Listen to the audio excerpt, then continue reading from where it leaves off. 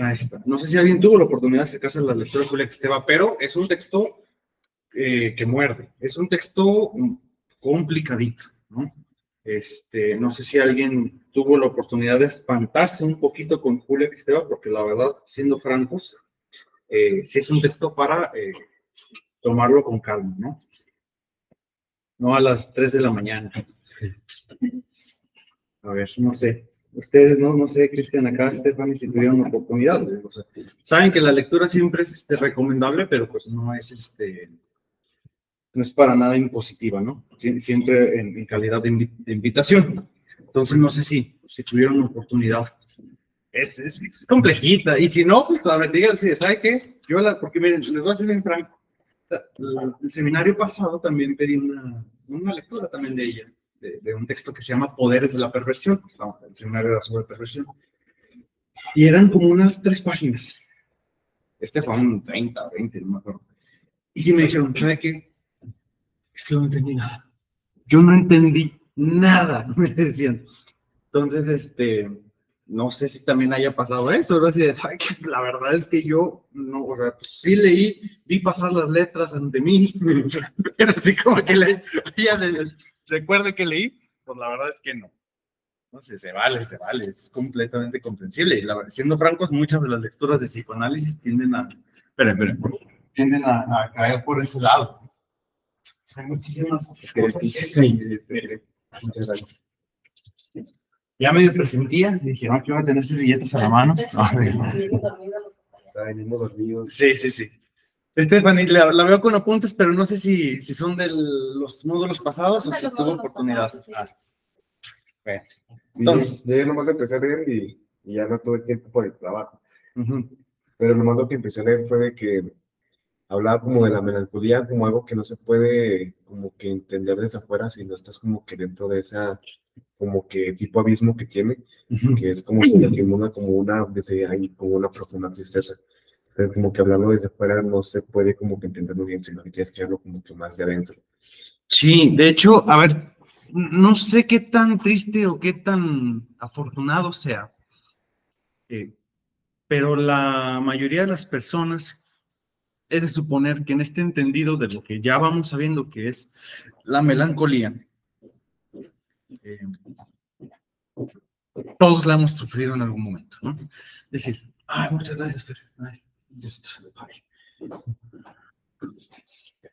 Todos hemos pasado por un estado de melancolía, algunos más duradero que otros, pero para recordar y sobre todo, o sea, retomando lo que platicábamos el sábado pasado, es muy similar a un duelo la melancolía, ¿no? Al menos es lo que va a proponer Freud en el texto de Duelo y Melancolía, ¿no? Solamente que pues, el duelo se da a causa de una pérdida real de un objeto amado, ¿no? Es decir, una persona. ¿Qué se refiere con una pérdida real? En que ese objeto desaparece por completo, ¿no? O sea, desaparece en tanto fallece y deja de existir. Entonces dice, todo el amor, entendido como energía libidinal proveniente de la pulsión erótica, de la pulsión sexual, de la pulsión de vida, esa energía se queda, digamos, en el limbo y se pierde. Y entonces eso hace que el yo desfallezca, porque de pronto toda la energía que estaba depositada en un sitio se va. En la melancolía dice, es muy similar, solamente que la pérdida del objeto no es real, en el sentido de que no desaparece, no deja de existir. Entonces, eso en particular. Entonces, desde este punto, partiendo desde este punto, yo me voy a atrever a decir que todos hemos pasado por un episodio de melancolía, un estado de melancolía en el sentido de que quizás la mayoría, no sé qué tan afortunado o desafortunado sea, hemos atravesado por la pérdida de un objeto de amor, no de duelo, no de que muera, sino de un objeto que decide ya no estar ahí para seguir recibiendo todo ese afecto. Entonces, puede ser una persona, puede ser una ciudad, puede ser una situación.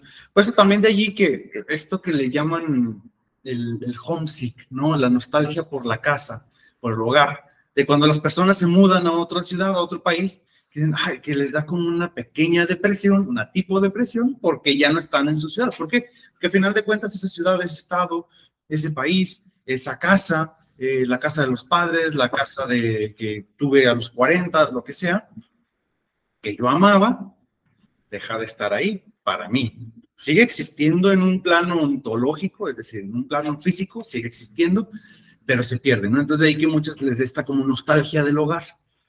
Entonces no tiene que ser forzosamente una persona, pero pues lo más típico es que suceda cuando una persona se va.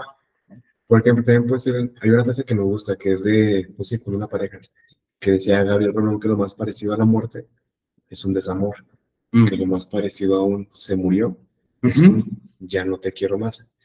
Pero yo creo que no es lo más parecido, sino que es la muerte, sino que es la muerte de un mundo en común. Porque pues cuando estás con esa persona, pues creas un mundo en común con el que te hablas y tratas diferente que todos los demás. Pues cuando se acaba, ese mundo en común muere. Claro. Yo creo que también puede ser eso, o sea, pues todo eso se acaba, hasta se sienten cuando se ponen a hablar, es como se fueran extraños.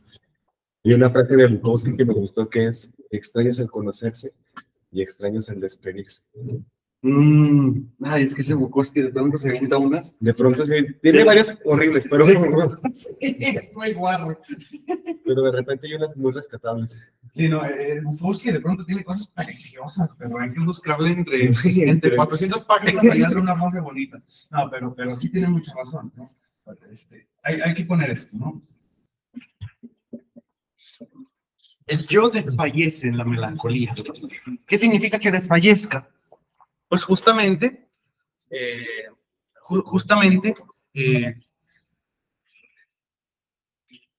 dice Alan, perdón, a ver cuándo me deja una lectura que no me duela la cabeza. Cuando dice que filosofar es aprender a morir, ¿a qué se refiere? O pensar demasiado provoca depresión. Qué buena pregunta. Termina este punto del yo desfallecido y nos vamos directamente a esa línea, que es preciosa, pero es condenadamente densa, ¿no? O sea, es muy oscura Julia Kristeva en realidad. De pronto a mí me da miedo también justamente por eso leerla, porque es muy oscura Julia Kristeva. Como Pizarnik también, que estaba bien oscura, sí, daba de repente unas cosas. Y es que sabe que, miren, Julia Kristeva tiene una muy grande capacidad para escribir, ¿sí? Y por ejemplo, les platico un poquito del capítulo, o sea, eran 20 páginas, 29, 30, no me acuerdo cuántas páginas eran, pero aborda, el capítulo 1, un contradepresivo, el psicoanálisis, se llama el capítulo, pero luego tiene apartados de una página, 2 páginas, media página, o sea, lo divide como por subcapítulos, por así llamarlo, o por puntos, pero son puntos muy breves. Entonces, eso permite así como que, ok, voy avanzando y avanzo rápido porque ya acabé un puntito, ya acabé otro punto, porque nada más voy de una página en 2 páginas y voy concretando, insisto, puntos demasiado precisos. El problema es que en esos puntos, de pronto empieza a hablar de que, bueno, melancolía, depresión, ¿no? Melancolía, digo, una depresión, y no habla nunca de eso, o al menos eso pareciera. Se va entendiendo como si fueran capítulos separados o subcapítulos, pero luego te das cuenta que si no entendiste algo de lo pasado, que sigue ya no puede ser accesible. Entonces, o sea, en ese sentido, Julia Kristeva es muy oscura y tiene una pluma muy pesada. Es muy conceptual, es muy técnica Julia Kristeva. Pero cuando empezamos como háganme cuenta con qué les diré.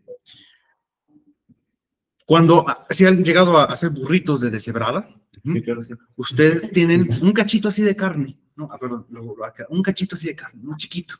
Pero lo empiezan a deshebrar y luego se hace un bonchecito, y se hace un bonchecito, y se hace un bonchecito. Entonces, ¿Tocaron, no? sí, a ver. Se me hace raro, ¿verdad? Se le picó.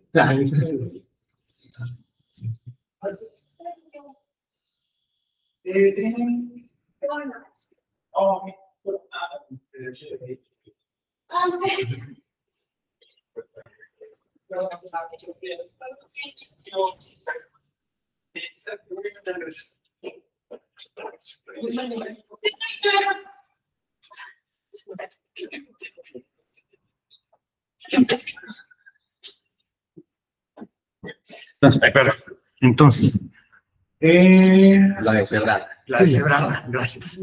Entonces, tenemos un cachito así pequeñito que parece que no le vamos a sacar mucho, pero conforme lo vamos desmenuzando, se va extendiendo y te terminan saliendo 3, 4 burritos, ¿no? Dices, ah, ¿cómo rinde? ¿No?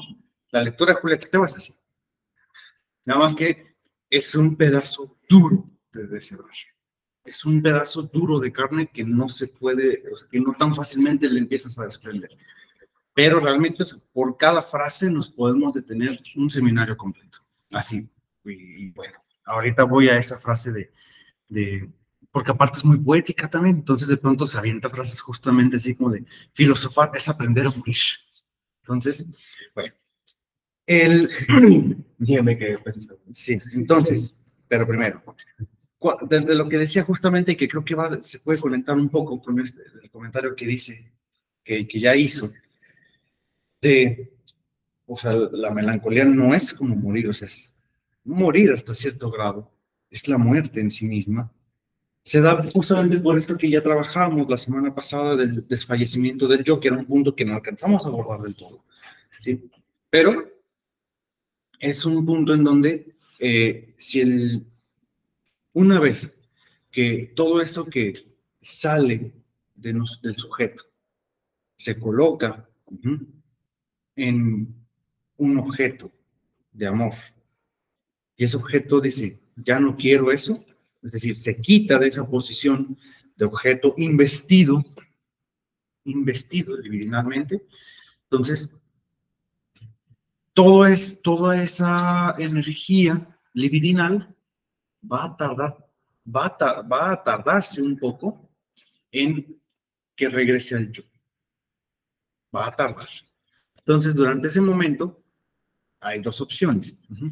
Cuando regresa al yo, pero se inviste en el yo mismo. O sea, toma un curso narcisista. El amor que era para otro se queda en el yo, como un sustituto, pues porque no hay más, ¿no? Pero, pues como lo mencionábamos ya la semana pasada, con Freud en Duelo y Melancolía, es que el problema es que en ese amor también va un deseo de destrucción, que es algo que va a abordar muchísimo Julia Kristeva. Hay un deseo de destrucción del otro. Y sobre todo, ¿por qué? Pues porque hay un odio. Hay un odio, ¿por qué? Porque se fue. Entonces, y pues todo ese odio llega hacia el yo también. Entonces, bueno.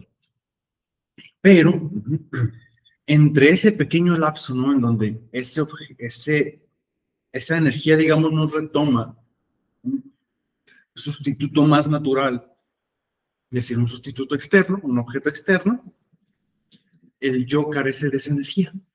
Ya no tiene esa energía. O sea, la inviste en él, pero no es de él la energía, está en él, pero como si fuera, vaya, lo que decíamos es una identificación, ¿no? Es una introyección de sujeto perdido que ahora vive dentro de mí para no perderlo del todo, pero pues ahora tengo que conllevar tanto el amor como el odio, un narcisismo, pero pues también un autorreproche, una culpa, un autodesprecio, etcétera, etcétera. Por eso es común que la melancolía justamente es que yo nunca he servido para nada, es que soy un inútil, es que cómo se iba a quedar si yo soy un bueno para nada, es que no valgo nada, siempre he sido un infeliz. O sea, toda esta parte típica de la melancolía, ¿no? Bueno. ¿Y por qué es más fácil que uno expresa hacia uno, bueno, la parte negativa que lo positivo? Porque ese objeto de amor se introyectó, se llevó a una parte del yo mismo. Digamos, lo devora. El objeto perdido, para no perderlo del todo, el yo lo devora. Y entonces, como ya ese objeto no existe en el exterior, lo único que queda es el yo, que el yo tiene que cumplir y cargar con todo el odio que en realidad sería para la otra persona, exactamente. Pero como ya no está esa otra persona, es para el yo. Bueno, es que es como un retorno, ¿no? Exactamente, es como un retorno. Por eso se dice que tiene una base narcisista, ¿no? Ajá. Porque todo es del yo y para el yo. Bueno, pero en esa parte también, como justamente, digamos, pierde toda esa energía que estaba allí depositada y que obviamente el colocar esa energía depositada pues es satisfactorio, ¿no? como todo eso se pierde, el yo se desfallece, es decir, pierde energía, pierde vida. El yo pierde vida cuando pierde todo ese objeto de amor. ¿Por qué? Pues puesto que este juego de energías económica que ya habíamos estado trabajando. Entonces, de ahí que justamente el perder a un ser amado sea como morir de verdad. O sea, no solamente en un sentido poético, digamos, de que sí, justamente se pierde una vida que se construye juntos, se pierde un amor que existía solamente entre dos, y esa parte se va, no. Se pierde literalmente porque el yo pierde esa pulsión de amor que ya no está ahí y que otra vez retoma la vida, ¿no? Esa pulsión, por algo Freud muy inteligentemente, aunque a mí me choque, le llama Liebe Strieb, pulsión de vida, que es lo que aferra al sujeto a la vida. El eros es lo que aferra al sujeto a la vida. Y cuando se pierde el eros, se pierde ese aferrarse a la vida. Y el yo entonces es como si se enfermara y muriera, exactamente. Por eso el desamor se siente como morir. Es morir literalmente por esto. Entonces, y que creo que de aquí se puede conectar mucho con la pregunta de Alan porque va en la misma línea, ¿no? El filosofar es aprender a morir. Lo retoma del problemata de Aristóteles que vimos en el primer módulo, ¿sí? En donde la melancolía es lo que permitiría un carácter de introspección, de apertura, de sabiduría, ¿sí? Pero junto con esa apertura y con esa melancolía, pues empieza a entrar dice, el filosofar, y no sé si lo recuerda Alan, el filosofar es, en esencia, angustiar, ay, qué madre santísima. Es que retoma Heidegger. Dice, filosofar es angustiarse por ser. ¿Y por qué es angustiarse por ser? Porque filosofarse es preguntarse por el ser. Lo voy a explicar acá ahorita. Filosofar es preguntarse por el ser, así con mayúsculas, ¿sí? Que este acontecimiento, esta duda, va a generar una angustia. Dice Heidegger que la angustia solamente se puede dar por la angustia de ser o de no ser. Entonces, y en ese sentido de aprender, de la angustia de ser, perdón, no voy a estudiar, filosofar, es preguntarse por el ser. Pero preguntarse por el ser equivale, o así lo denomina Heidegger, una angustia. ¿Por qué? ¿Cómo es posible que nos preguntemos por el ser filosofando? Yo creo, bueno, nosotros me quedé pensando mucho en el ser, por ejemplo, de si existe un yo, porque pues yo soy los libros que he leído, la música que he escuchado, la gente con la que me he relacionado, cómo me han criado. Entonces yo, como tal, no soy yo. Entonces no hay un ser, no hay un yo. Entonces me quedé pensando mucho en eso y entonces, no, si yo no soy yo, pues nadie es un yo. Entonces nadie existe realmente porque todos son todo. No sé, es bien raro, o sea, como pensarlo de esa manera en el que yo no existo, nadie existe como tal, porque eso es un conjunto de todos, es una construcción de todo lo demás. De hecho, eso justamente es muy hegeliano. Por eso hablaba del ser absoluto, es el ser como todo. Ajá. Es muy hegeliano, el ser como todo. ¿Verdad? ¿Sí? Como absoluto. Como absoluto. No podía ser como, o sea, a ver, poniéndonos muy quisquillosos, no puede ser como unidad, porque el concepto de unidad implicaría que hay algo que no es unidad. Pero el concepto de absoluto es todo. No, el absoluto no admite un antagónico, o no admite un antónimo, no admite un contrario. Lo absoluto no. Entonces, justamente por eso, Lacan es medio hegeliano. Porque dice, pues que el yo, dice, es en realidad pues, un ideal del otro. O sea, el yo es otro en esencia, ¿no? Justamente que esto dice, soy identificaciones, soy historia, soy o sea, lo que yo acepto de los demás, lo que me gusta de los demás que quiero para mí, lo que aprendo de este lado, lo que me criaron y lo que me ha sucedido en contra de mi voluntad. O sea, Realmente no hay una voluntad yoica como tal y una originalidad, ¿no? Pero, sí, como Heidegger es menos hegeliano, es igual de cristiano, pero es que, no, bueno, no, Heidegger no es cristiano, Heidegger es teísta, o sea, parece que habla al final de cuentas de un dios también, pero no un dios cristiano. Pero, el decir, por ejemplo, el empezar a preguntar, bueno, ¿y por qué soy? ¿Y quién soy yo? ¿Y cómo es que yo soy yo? ¿Y por qué soy yo? ¿Y por qué soy? ¿Y para qué soy? ¿Y cuál es el motivo de que yo sea? ¿Y para qué son los demás? Entonces, eso es la base de la filosofía. Pero una vez que yo me empiezo a preguntar, ¿por qué soy? ¿Para qué soy? ¿Por qué? ¿Quién soy? ¿Cómo es posible que yo exista? Esas preguntas nos van a llevar a una angustia, o sea, es a fuerzas que nos van a angustiar, ¿no? Entonces, en ese aspecto, una vez que nosotros decimos, bueno, ¿por qué? ¿Por qué soy? Así, ¿por qué soy? ¿Por qué existo, pues? ¿Por qué soy? ¿Por qué existo? Puede ser que llegue un punto en el que digamos, bueno, encontremos un motivo o no. La mayoría de las ocasiones podríamos encontrar un sentido. Bien, pero independientemente de eso, el darnos cuenta, ¿no?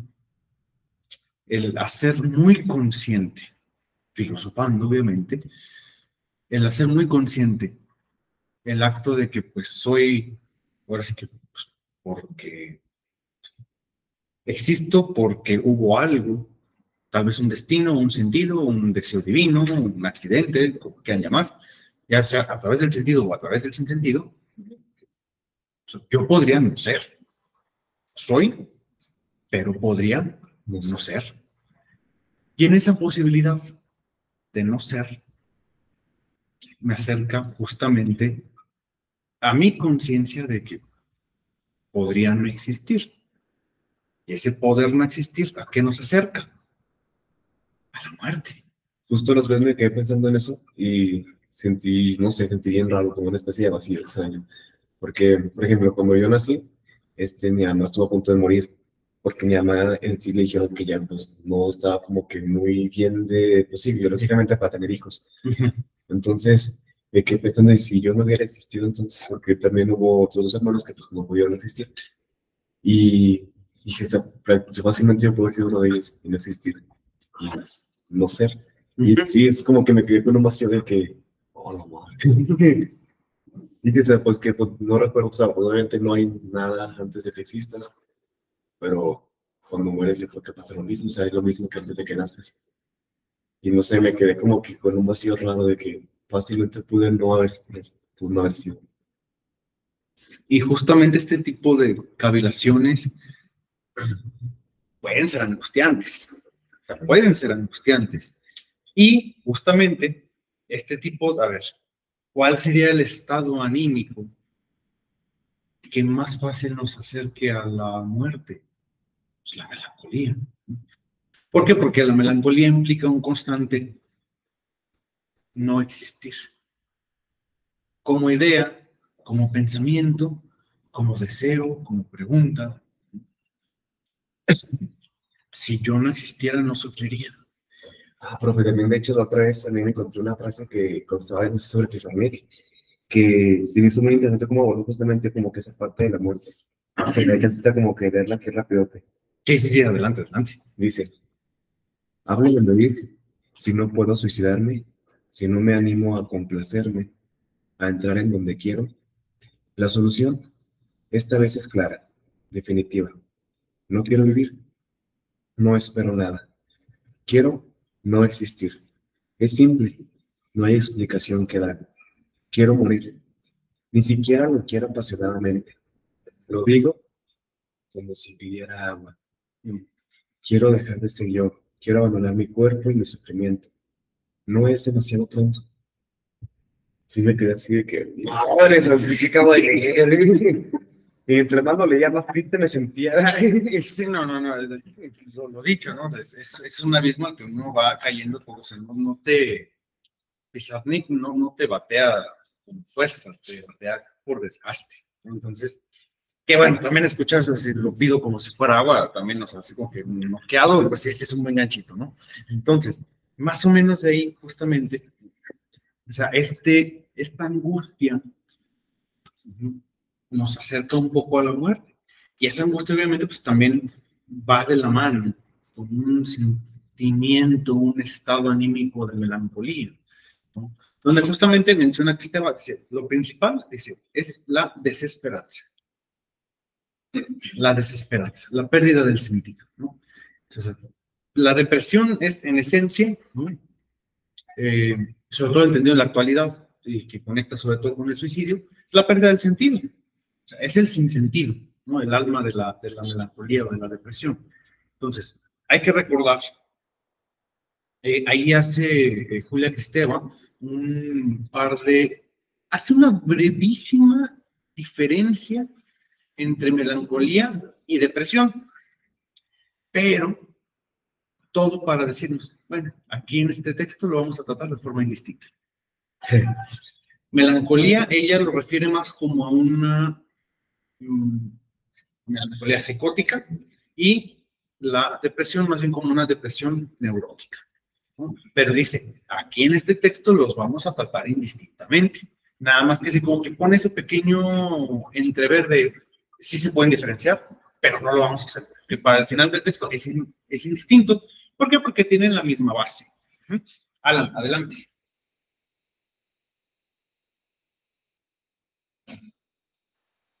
Profe, en esta parte del yo, solo para acabar de entender bien, existe tanta energía divinal, se podría decir, que mi yo está completo y tengo que irradiar esa libido para poder ser un poco más saludable, ¿no? Pero cualquier cosa que regrese a mí ya me sobrecarga sí, y sí, sí. por medio del narcisismo y ya se vuelve melancolía. La cuestión es exactamente algo dentro del yo que es para el no yo, o cómo se divide. A ver, ¿cómo se divide? Mire, justo, es que creo que es la forma correcta de así como usted lo expresa, ¿no? O sea, algo del yo se convierte en el otro. Hay que recordar que Freud menciona, y que Esteban también lo retoma, el yo se escinde, es decir, se corta.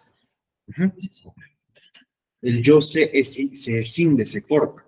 Entonces, en ese corte, a través de la identificación, va a meter algo que no es él, que es el objeto perdido, que es el otro. A eso le podemos llamar el no yo.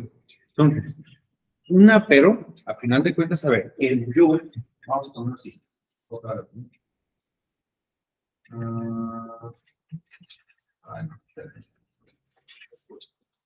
Así. Vamos a suponer que esto era el yo. Entonces,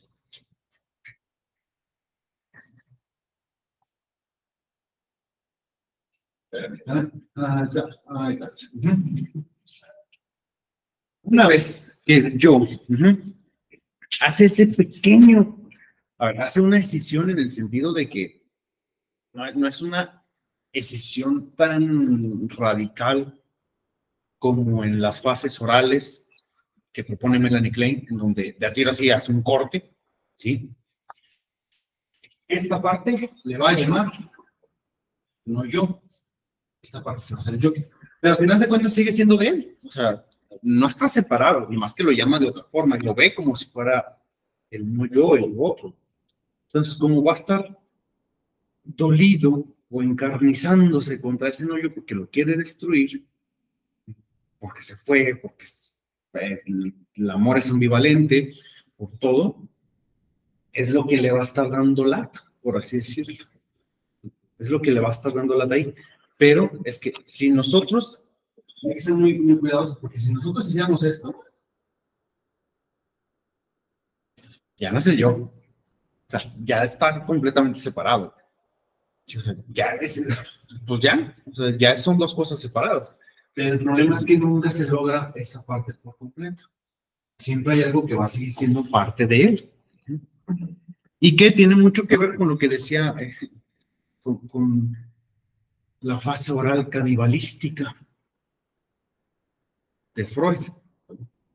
Porque de hecho así lo menciona Esteba y así lo menciona Freud en Duelo y Melancolía. Entonces, sí fue. Sí lo menciona así en Duelo y Melancolía. Como oral canibalística, ¿por qué? Porque se trata de tragarse a los objetos. ¿Pero para qué? Para poder controlarlos también. Mientras tú estés aquí adentro, ya no vas a poder abandonarme. Ya no vas a poder traicionar. Yo te domino. Entonces, bueno, no sé, perdónala, no sé si le termino de responder o no. Porque su pregunta fue más compleja que el libro de Esteban. Sí. Es que esta parte del yo sí la entiendo, pero entonces, pues el razonamiento me reduce a algo muy simplista, como que amar a alguien pudiera curar la melancolía, y no es así, porque podemos amar a alguien y sentir melancolía. O sea, si fuera tan sencillo como irradiar líbido hacia otra persona, pues qué sencillo serían las cosas, ¿no? Sí, es que mire, al final de cuentas, bueno, sí, mire, creo que ahí ya lo sé un poco más. El yo, a ver, habíamos quedado, ¿no? El yo va a buscar un sustituto para recolocar toda esa energía libidinal que está en un objeto a otro, ¿no?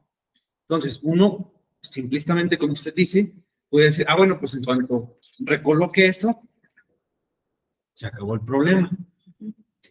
Pero no es así. ¿Por qué? Porque al final del día también va a tener que lidiar con todo el sentimiento de ambivalencia. ¿Por qué? Porque la libido no solamente va cargada de amor, también lleva un deseo de destrucción del otro. ¿Por qué un deseo de destrucción? Por la etapa más oral y más primitiva y psicótica, ¿sí? La fase oral, en donde se busca destruir al otro, pero para terminar de interiorizarlo y de llevarlo hacia mí y para poder controlarlo. Es decir, otra vez, y esto sí lo comentábamos el jueves, me parece. Eros y la pulsión de muerte no son antagónicos. Uno surge del otro. Entonces lleva de base. Lleva de base el deseo de destrucción. Entonces, aunque yo lo recoloque todo eso, no va, digamos, un amor puro, como lo pudiéramos denominar tradicionalmente. No va un amor filtrado. Y aún así, entonces, vamos a tener que lidiar, porque si ya movimos una cosa de aquí para acá, vamos a tener que lidiar con ese odio del objeto que ya nos abandonó, que ya nos hizo daño. Eso también se va a ir al otro y también hay que tratar de lidiar con eso. Entonces, no va a bastar con desplazarlo de un sitio a otro. Libidinalmente tenemos que, bueno, de preferencia, acomodar toda esa energía fuera de nosotros, porque que el yo cargue con ella es psicotizante.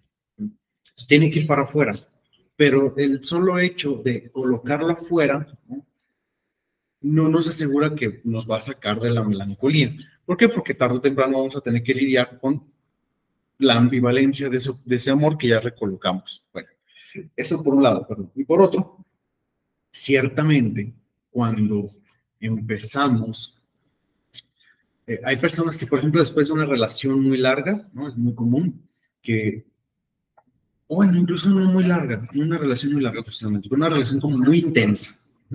Después de una relación muy intensa, muy así muy eufórica, se termina de golpe.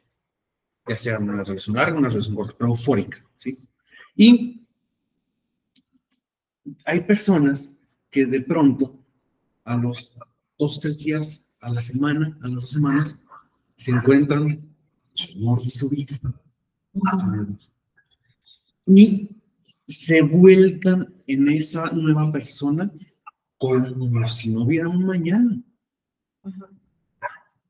Y momentáneamente, por supuesto que va a ayudar al sujeto, ¿no? Porque ya le encontró una salida, en lugar de que lo cargue yo, pues ya que lo cargue alguien más. Todo eso. Pero ¿por qué van a fracasar? Y cuando fracase esa relación, pues otra vez se va a regresar al estado de melancolía. Entonces, pero ¿por qué pasa esto? Porque se encuentra un sustituto inmediato, ¿no?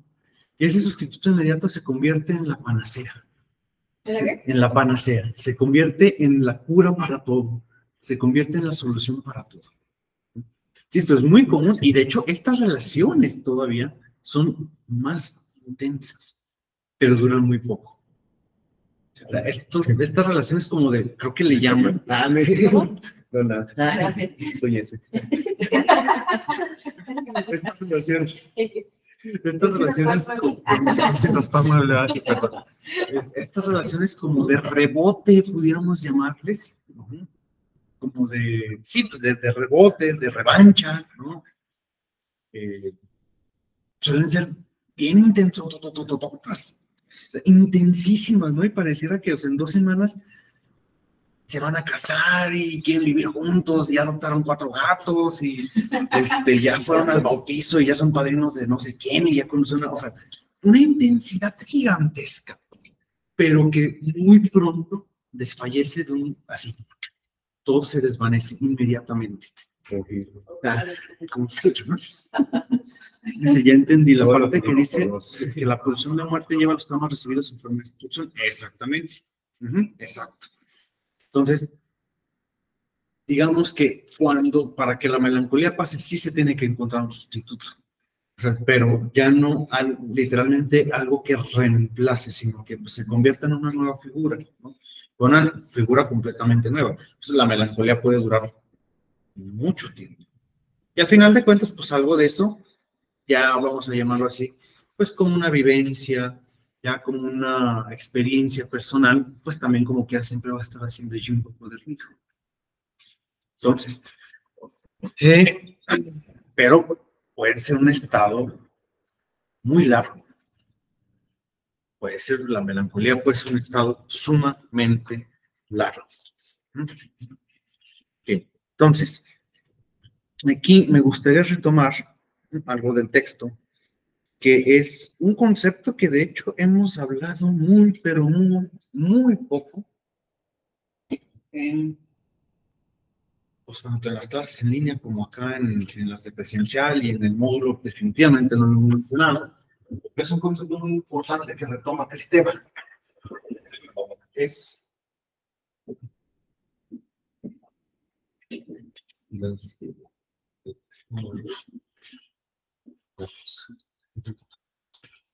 el das Ding, la cosa. ¿Qué es esa cosa? Cosa. ¿Qué es una cosa? Pues la cosa. Alan, adelante. Se nota, sí le dio problemas Cristeva, ¿verdad? Pues le digo que me dolió la cabeza y pues que lo tuve que releer varias veces porque esta cosa de cosa y objeto me hizo dar vueltas la cabeza. ¿No? O sea, al principio lo empecé a entender como la misma cosa, que la cosa se refería al objeto, pero ya al final ya no, entonces ya era noche y dije yo, bueno, mañana pregunto. Bien, permítame. Porque aquí está. Dice, a ver. Es que tiene hay un punto en donde lo define bastante bien. O sea, a ver, eso es bueno. Dice, hablaremos de cosa, entendiendo en esto entre comillas, alguna cosa. ¿Qué? Visto al revés, por el sujeto ya constituido, aparece como lo indeterminado, lo no separado lo inacible, es decir, que no se puede tomar, hasta en su determinación de cosa sexual misma. Y reservamos al término de objeto a la constancia espacio-temporal que verifica una proposición enunciada por un sujeto dueño de su decir. Entonces, le digo que Esteba es desgraciada, o sea, sí. Incluso aunque nos está diciendo que es... No, sí, clarísimo, lo puso clarísimo. Espere, por eso digo, o sea, incluso aunque nos está diciendo textualmente que es como de, pues que no, bueno, gracias. Sí, muchas gracias. La cosa se deberá entender como alguna cosa. Entonces, a ver, vamos a ponerlo así. El objeto tiene nombre. El objeto es identificable. El objeto es identificable. La cosa es la cosa. La cosa es algo que no conocemos, pero que sabemos que está ahí. La cosa. O sea, la cosa literalmente, cuando, fíjense, La cosa. cuando no sabemos cómo se llama algo, le decimos cosa. O sea, hay, pues, la cosa esa que, bueno, en México es el deste, de la deste, ¿no? Pues, vamos a entenderlo así. Vamos a entenderlo así. La cosa es el deste. ¿Qué es? No sabemos. ¿Qué va a ser? Pues, ¿qué es el deste? Pues dependiendo de quién lo refiera, va a ser el deste. ¿Sí? El objeto es identificable, tiene nombre, es articulable incluso, es decir, está en el decir. ¿Cuál es el objeto? La madre, la ciudad, el trabajo, la pareja. La cosa es el de este. Es algo que no tiene cara, que no tiene rostro. O sea, cuando estamos platicando, por ejemplo, que estás dando una explicación y luego te hacen, y luego, pues esa es la cosa. Ahí está la cosa. Ahí está la cosa. Ahí está la cosa. Entonces, dice, y lo voy a retomar, por favor, permítame. Dice, la cosa, dice, Nerval, perdón, bueno, el depresivo narcisista está en duelo, ojo, el narcisista, dice, está en duelo no de un objeto, sino de la cosa. Llamamos así a lo real como rebelde a la significación. ¿Qué significa? O sea, lo real, aparte, es impronunciable, ¿sí? Es inarticulable, ¿sí? Lo real está en un registro en donde no nos alcanza el lenguaje para poder denominarlo, ¿sí? Pero eso dice, está en lo real como rebelde a la significación, es decir, no se puede significar, ¿sí? No se puede hacer nada, ¿sí? Dice, polo de atracción y de repulsión, atrae y repulsa, que da miedo, pero a la vez llama la atención, morada de la sexualidad de la que se desprenderá el objeto del deseo. De ahí se va a desprender el objeto de deseo. Dice, Nerval da de esto una metáfora resplandeciente, sugiriendo una insistencia sin presencia. O sea, es una metáfora, es una paradoja, ¿sí? Una insistencia sin presencia, una luz sin representación. La cosa es un sol, soñado, claro y negro a la vez. Y dice, todos saben que en los sueños nunca se ve el sol, aunque a menudo se tenga la percepción de una claridad mucho más intensa. A menudo en los sueños, es una metáfora, no se ve el sol, pero todo queda muy claro de que está iluminado. Es decir, vamos a suponer, ¿no?, que nosotros existiéramos sin saber que el sol existe. No sabemos que el sol existe, pero todo está iluminado. Aquello que iluminaría sin saber que nosotros que existe, eso sería la cosa. ¿Por qué? Pues porque no sabemos qué es. Entonces dice, el melancólico, el depresivo, en ocasiones, habla del narcisista, por eso hace diferencia entre objeto y cosa, ¿no? Y por eso hay unas melancolías, unas depresiones mucho más complejas, ¿no? Que es de, fíjense, con esto, y se retoma toda la parte de la angustia y del ser. Dice, oye, es que, ¿de qué estás triste? ¿Por qué te sientes tan triste? No sé. ¿Pero de qué estás abatido? De nada. Ese no sé, ese de nada, pero que por supuesto está causando algo, eso es la cosa, ese es el das dimes. Es eso. Y suele pasar mucho, y ese tipo de melancolía o depresión todavía es más compleja y es angustiante. ¿Por qué? Porque es de nada. Es sí, es de, oye, pero es que, pues ay, a lo mejor a lo mejor les ha pasado, no sé, a mí me pasa seguido, y Fer me tiene que aguantar. Sí. Sí. Porque a mí me pasa seguido y que me tienes que aguantar. Me despierto un día y digo, es que no sé por qué me siento tan mal. Oye, pero pues es que, ¿qué pasó? O incluso a veces hasta Fer, hasta llega un punto y dice, pues soñaste algo, ¿qué? O sea, porque pues, literalmente es de la noche a la mañana, o sea, el día de ayer que todo estaba bien y ahorita que me acabo de despertar, solamente estuvo en sueño. Entonces, pero pues, ¿qué? O sea, ¿qué pasó? ¿Qué?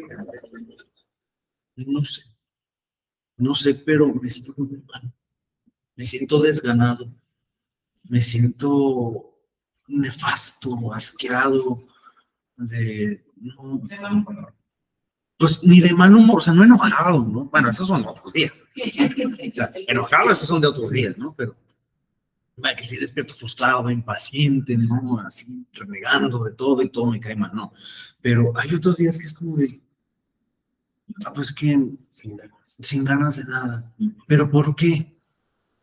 No sé, ¿sí qué pasó? No pasó nada. Pues ese tipo, como retomando lo que lo que le ahorita Alejandra, que decía, o sea, les dije, lo pido apasionadamente, es como si pidiera apasionadamente. Esa sensación de que no es como que, sí me siento mal, estoy como mal. No, solamente es como si pidiera. ¿Y de dónde nace ese sentimiento? La cosa. Exactamente, sí, tal cual.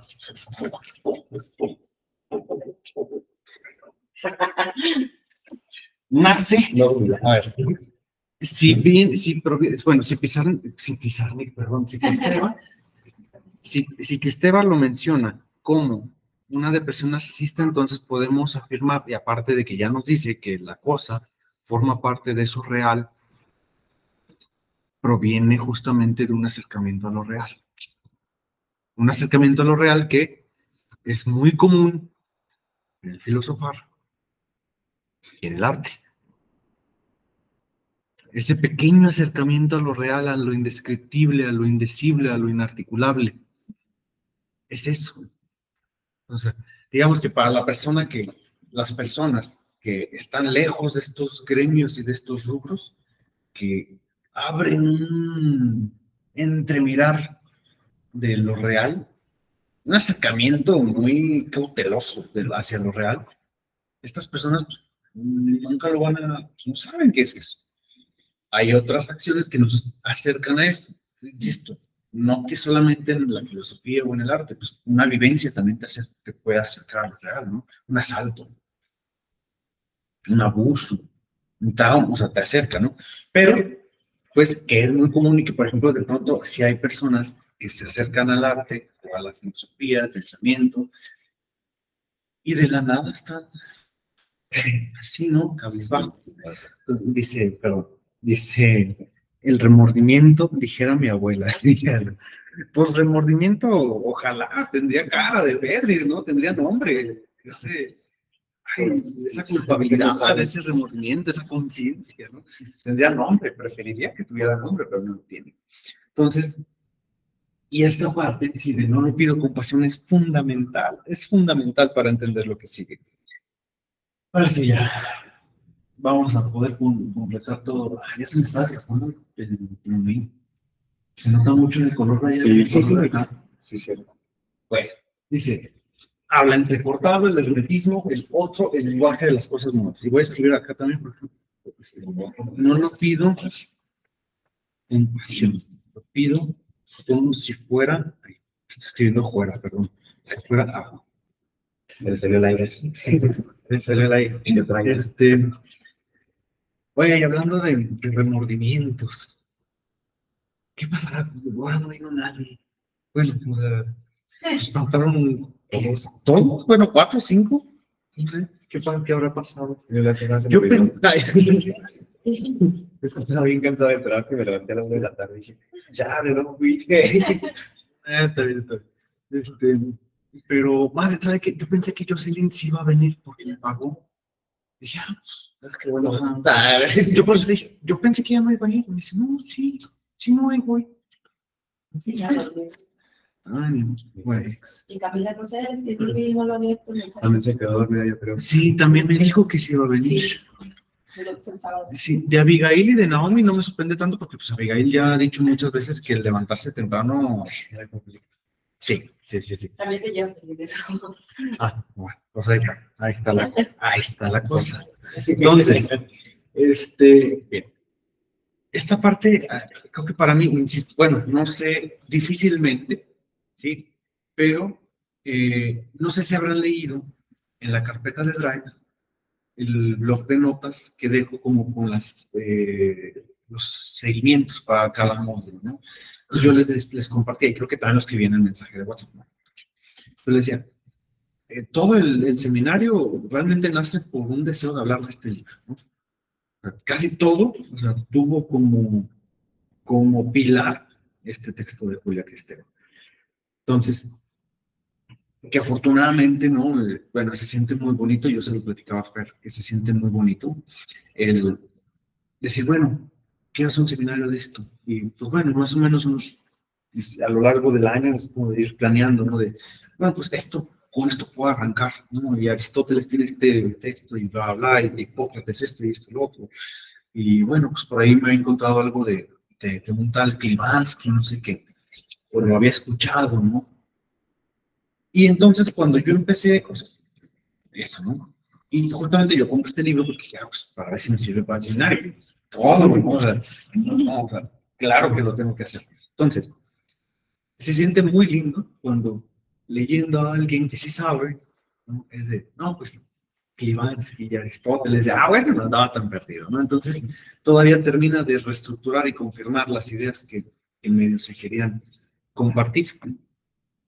Y hay una idea preciosísima que me gustaría retomar, que creo que engloba bastante todo esto, y que sale precisamente con este tema de la cosa y del eros. Y es que dice, el depresivo o el melancólico, lo va a decir en un capítulo más adelante, creo que se llama muerte de vida, muerte de palabra, el capítulo. No, palabra de muerte, me parece. Muerte de palabra, no me acuerdo, pero el, el melancólico o el depresivo, a ver, casi siempre cualquier sujeto, lo que más va a reprimir, con lo que va a estar peleado, va a ser con la pulsión de muerte. Lo que vamos a tratar de tener más dominado, más a raya, es la pulsión de muerte. Vamos a tener incluso mucho más, socialmente, vamos a tener más a raya lo que controle, bueno, Esteban lo menciona como tánatos, ¿no? Como para englobar una imagen. Repudio esa expresión, que viene de muerte precisamente tánatos, pero lo de la destrucción, las agresiones, la violencia, todo eso siempre va a tratar de estar mucho más así cuadradito para evitar ceder ante eso.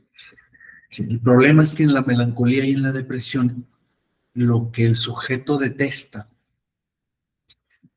es a Eros, es el amor, es la pulsión de vida, es la pulsión erótica, lo que se rechaza y se reprime. O sea, de ahí, justamente, que incluso en el propio lenguaje, o sea algo, o sea, porque al final de cuentas, lo que más va a tratar de conectar, lo que más nos va a ayudar a nosotros como sujetos del lenguaje, como personas que hablan, como seres hablantes, pues. El lenguaje es para conectar con otros. El lenguaje nunca es para mí mismo. El lenguaje tiene esa capacidad que es de comunicarme con el otro. Pero cuando uno se comunica con uno mismo, por ejemplo, cuando a veces me pasa que estoy como que hablando solo, sí, como que pues, yo creo que en el fondo, o sea, también como hablar contigo mismo de repente. Pero en estos soliloquios que de pronto tenemos, es como si realmente alguien, como si alguien más estuviera escuchando. Ya, sí lo sé. Es como una idea, como si de mí mismo hubieran dos personillas, como que, por ejemplo, sí, o sea, por ejemplo, ¿no? A mí me pasa el seguidillo de, ching, ya se me hizo tarde, viejo menso, ¿no? Bueno, ¿a quién le digo viejo menso? Solamente me estoy diciendo a mí mismo, ¿no? Pero, y yo sé que me lo estoy diciendo yo, y yo sé que lo estoy escuchando yo, pero no es como un hablar solo. Sí, sí, sí. Es para que alguien más lo escuche, aunque ese alguien más sea obviamente yo. Entonces, y me pasa, por ejemplo, yo creo que esto, bueno, a lo mejor aquí ya me voy a ver muy esquizo, pero me pasa mucho, ¿no? Que, por ejemplo, voy a decir como que, ching, ya se me hizo tarde, no sé qué, ay, se me olvidó el reloj, ¿no? Y mi expresión es de, no te digo que siempre se te olvidan las cosas. Y ya me regreso, me pongo de, no te digo quién esté, no te digo a quién, pues, o sea, nunca, no me digo. O sea, no, es Sí, incluso nunca hablamos para nosotros. Exactamente. Cuando nos hablamos a nosotros mismos, no lo hacemos en primera persona. Hablamos en segunda. Sí, está extraño. Exacto. Pero también algo que he notado que está como que bien curioso, como que hay una diferencia muy marcada entre hombres y mujeres en una cosa, que es cuando, por ejemplo, cuando una mujer una siente que se golpeó con una mesa o se le cayó algo, siempre se insulta a sí misma. Y los hombres casi nunca hacemos eso. Se insultamos a la cosa que pasó, o sea, nunca nosotros mismos. Entonces, ¿por qué será eso? O sea, las mujeres es como que, pendeja, y los vatos es como que, ¿quién puso esa mesa ahí? ¿Quién sabe cómo? Pinche mesa. Sí. No te fijas, pinche mesa. Sé que no quiere bien porque lo recuerdo mucho de un monólogo de Franco Escamilla. Claro. Justamente donde dices. Mire, ahí sí la verdad no sabría decirle por qué, pero a ver, si nos ponemos muy violentos con tratar de acercarnos a esto, muy salvajes, muy exagerados.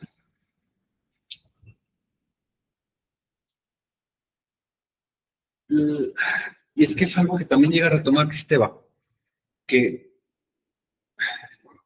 en el desarrollo infantil del hombre y de la mujer, el primer objeto de amor es la madre siempre, tanto para el varón como para la mujer. Es la madre.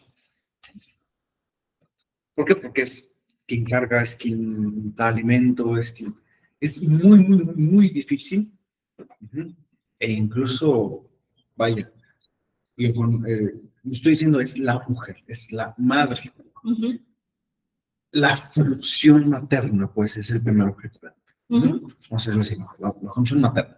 La función materna, por supuesto, casi siempre está encarnada por mujer, en ocasiones por hombres, pero es infinitamente una minoría, ¿no? O sea, por supuesto que los existen y habrá ocasiones en las que así sea, pero socialmente, ¿quién da pecho al bebé?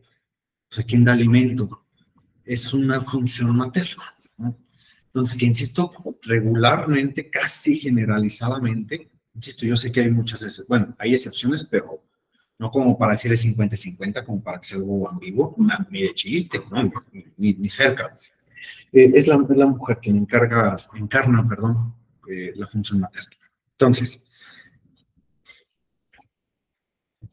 ¿qué tiene que hacer el varón respecto a aprender a amar al objeto materno, a la madre? Es amar a alguien completamente diferente, es amar lo externo. En el caso de las mujeres es un proceso mucho más complejo, porque sí aman a alguien externo, por supuesto, o sea, se logre posicionar la madre como un otro, ¿no? Es alguien externo, es alguien que no soy yo, es alguien más, pero no es diferente. Entonces, cuando interioriza al objeto materno, es como una identificación consigo mismo, porque es igual, porque ambas son mujeres. Entonces, eso va a permitir, en lugar de que sea hacia lo externo, como en el varón, vaya, en lugar de que el mundo se abra hacia lo externo, como en el varón, porque a fuerzas es el otro, a fuerzas es el otro. En el caso de lo que es, menciona que estaba, que sería la homosexualidad masculina, ¿no? Pero pues igual sigue siendo, bueno, es el otro, ¿no? Entonces, en el caso de la mujer, dice, profe, vuelvo en 5 minutos, espérese con lo del matricidio y la emancipación. Me espero. Entonces, sí, no voy a tardar con esto, no se preocupe. Entonces, perdón. En el caso de la mujer, tiene que aprender a amar algo que en esencia es similar a ella, lo cual vuelve esa, o sea, eso no solamente es una introyección, es una identificación. Y tiene que conectar con algo que es similar a ella. Y eso vuelca una interiorización más que una externalización. Entonces, digo, esto es un comentario absolutamente salvaje, brutal y exagerado del chiste de Franco Escamilla, ¿no? Por supuesto. Pero que de ahí, fíjense, todo lo que el hombre va a buscar siempre en su objeto de amor tiene que ser externo siempre. Siempre. Cuando es la mujer el objeto de amor, o sea, es la madre, va a buscar fuera siempre. Para la mujer, el objeto de amor también es interno porque es ella. O sea, no ella en sí misma como yo, sino ella como un objeto similar. Como mujer, perdón, pues como mujer, el objeto de amor pues es la mujer, pero pues la mujer es ella también, ¿no? Entonces, eso permite un paso más interno. ¿No?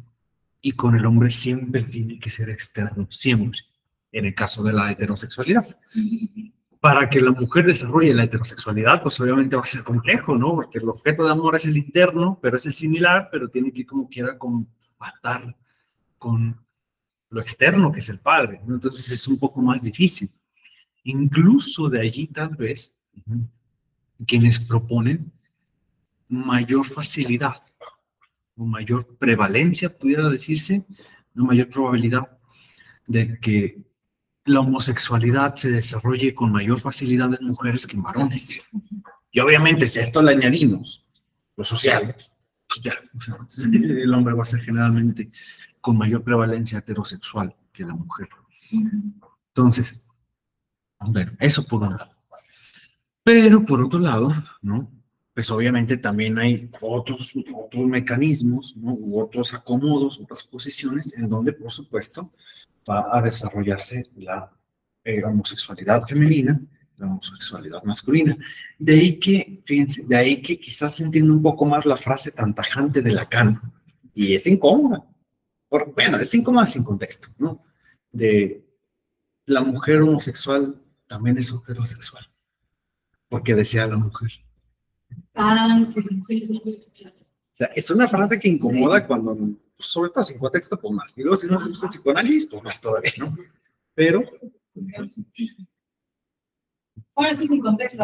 Sí. No conozco.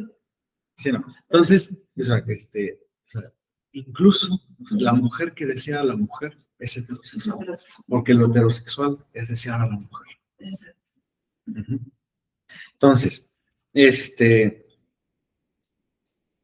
bueno, pero, que de hecho, voy a ver si lo logro encontrar por aquí, pero eso implicaría, y también, insisto, también no se puede negar nunca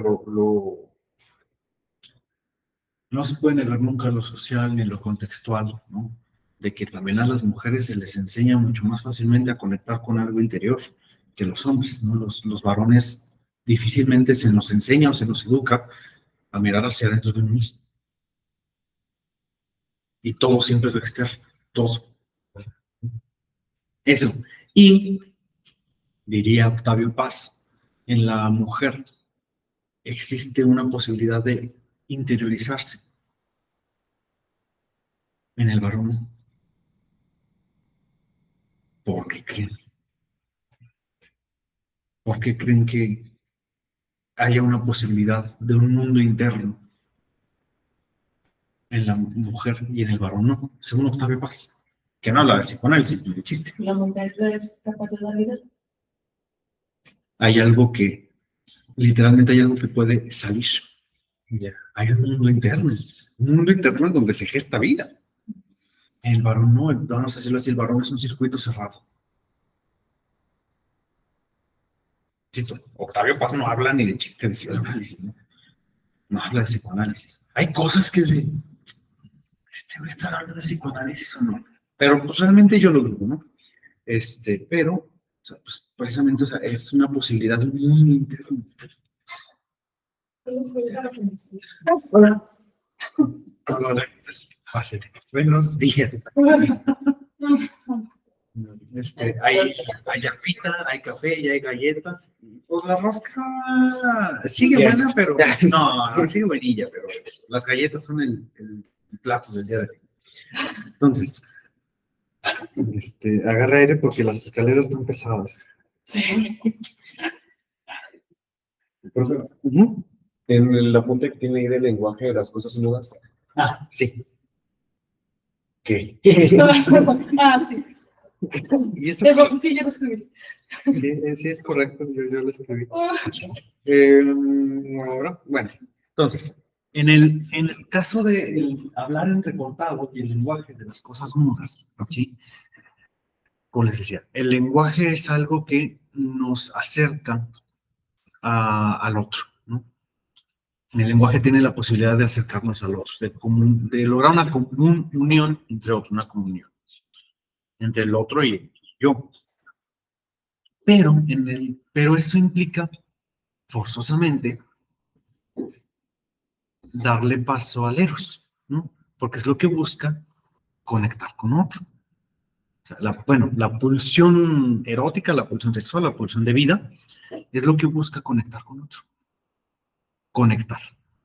Relacionarse con otro es un juego de libido, en donde de forma pequeñita o forma muy intensa y grande, ¿sí?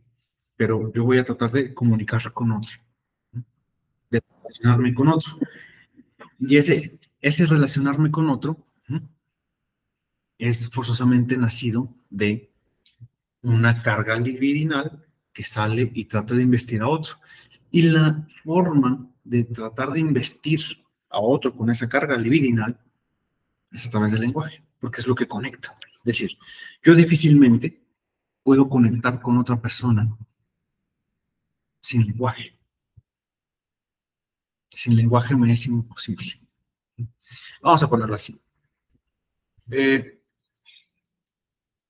No es del todo imposible, pero bueno. Como si el lenguaje es imposible conectar con alguien.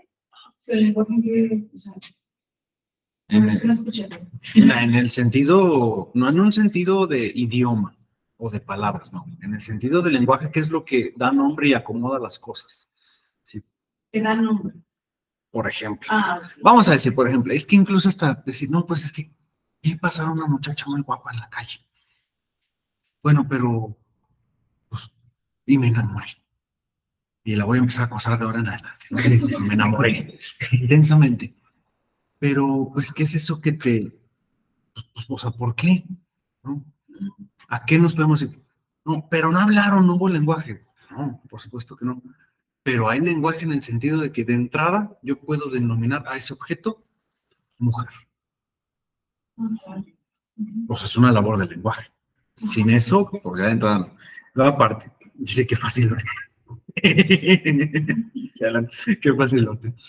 Dice, luego, por ejemplo, no, pues es que era morena, o era rubia, o era pelirroja, o era aborigen, ¿no? O era lo que sea, ¿sí? Pero son esas características, a final de cuentas, que vamos a decir que me atrajeron, son categorías que solamente pueden ser entendidas por el lenguaje.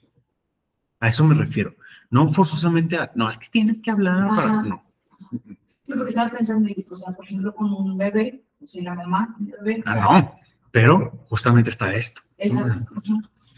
Por ejemplo, en el momento en el que la madre, ¿no? Le habla hacia el bebé y todo, lo tiene sin querer, o sea, está instaurando el lenguaje al final de cuentas, y ya desde antes el lenguaje está instaurándose. Entonces, por eso me refiero, o sea, que no lenguaje de idioma, no un lenguaje es que estoy hablando, no. Exacto, no, sino el lenguaje ya como toda esta estructura que nos ordena como sujetos, ¿no? Entonces, por ejemplo, ¿no?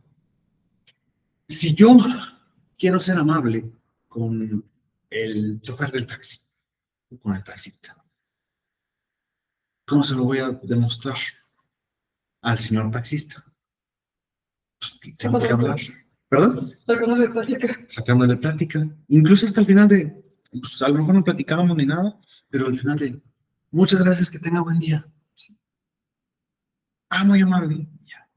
Ese pequeño gesto de amabilidad es una descarga pequeñita del grito, que tiene que ser a fuerzas parte de la pulsión erótica. Por eso se siente tan bien cuando alguien dice buenos días. O sea, se siente bien. Me acordé que yo cuando fue el jueves, iba a subir al camión y el señor del camión a todos les decía buenos días. Y de verdad, yo vi a la gente que subía y se sonreía. O sea, buenos días, la mayoría, bueno, no todos, claro, porque es muy fuerte. Pero sí, o sea, yo veía, porque yo estaba sentada, y mucha gente se que, o sea, como que se sentía bien, y dije, buenos días, ¿no? O sea, somos humanos, no, hola. Y más cuando, por ejemplo, es todavía hace un buenos días. Pues buenos días. Sí. O simplemente también una sonrisa que te regales aunque hagan esto, que no conoces a la persona, es como de... Y que otra vez, no es idioma, no son palabras, pero forma parte del lenguaje. Entonces, y por ejemplo, también por eso se siente tan desazonador, tan molesto, cuando dice, buenos días. Y nadie te no te contestan. O te veo feo. Porque justamente es esa pequeña descarga chiquitita, de un albedo que topó con pared y fue rechazado. Por eso incomoda. Bueno, entonces, en el texto hay una parte que dice, para el ser hablante, la vida posee sentido. Es por el lenguaje que se da sentido o sentidos, exactamente. Pero quizás ese sentido que se da es evidentemente insuficiente para sostener la existencia o la vida en la melancolía. Correcto. Y aparte, es que esto que usted retoma es muy importante, Blanca, porque el melancólico va a rechazar el lenguaje. ¿Por qué? Porque el lenguaje forma parte de ese sentido y forma parte de ese eros. Y el melancólico rechaza el eros. Lo va a rechazar. ¿Por qué? Porque va a estar, híjole, es que esto es una cosa bien densa. Por eso decía que el texto es brillante, pero es que cada frase es casi un aforismo. No, pues no. Miren qué bonito lapsus.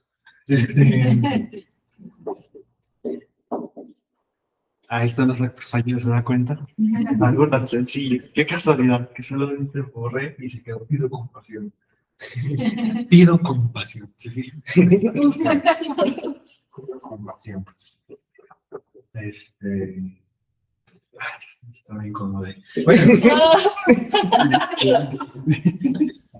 Como que se me lo caché muy feo. Bueno. Estuvo muy evidente. Estuvo muy evidente. Y luego solo hay gente que no cree en los actos fallidos y en el inconsciente. Bueno. Y lo peor de esto es que hasta se me olvidó borrar el mensaje con Cristian.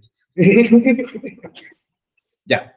El melancólico rechaza el lenguaje.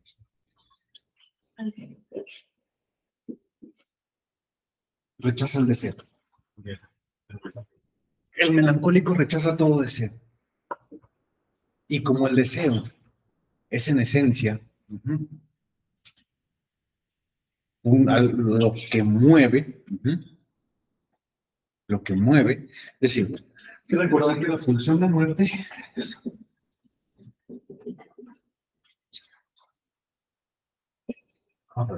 la pulsión de muerte es un vamos a decir, deseo de retorno a lo inorgánico.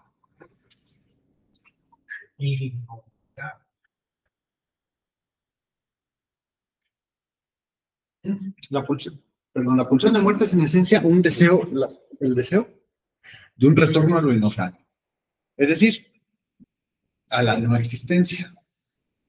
La pulsión de muerte no es querer morirse, es no existir. Es no querer vivir. Pero, exactamente, no es querer morirse, es no querer vivir. Pero en el sentido de que es un deseo de retorno a lo inorgánico, en donde no hay movimiento, en donde no hay vida, por ende, en donde no hay nada. Es decir, es este deseo de retorno a lo que era antes de la existencia, a una preexistencia. ¿Pero qué hay en esa preexistencia? Pues nada, o sea, no hay, vamos a decir así, antes de la preexistencia está la no vida, y la no vida pues es la muerte. Es querer dejar de sentir, exactamente, y sobre todo querer dejar de desear. Entonces, ¿cómo? Por un lado, la melancolía está más conectada con esto, ¿sí? Por la angustia, como ya lo decíamos. Luego, aparte de eso, Profe, pero entonces si hay deseo, ¿no? Sería el deseo al no vivir, el deseo de existir. exacto. Pero ese sería el único. En todo lo demás, digamos que bueno, vamos a ver, permítame. Vamos a, para evitar confusiones, porque luego esto se puede poner muy paradójico. Sí. Vamos a llamarle una tendencia. Una tendencia de retorno a lo inorgánico.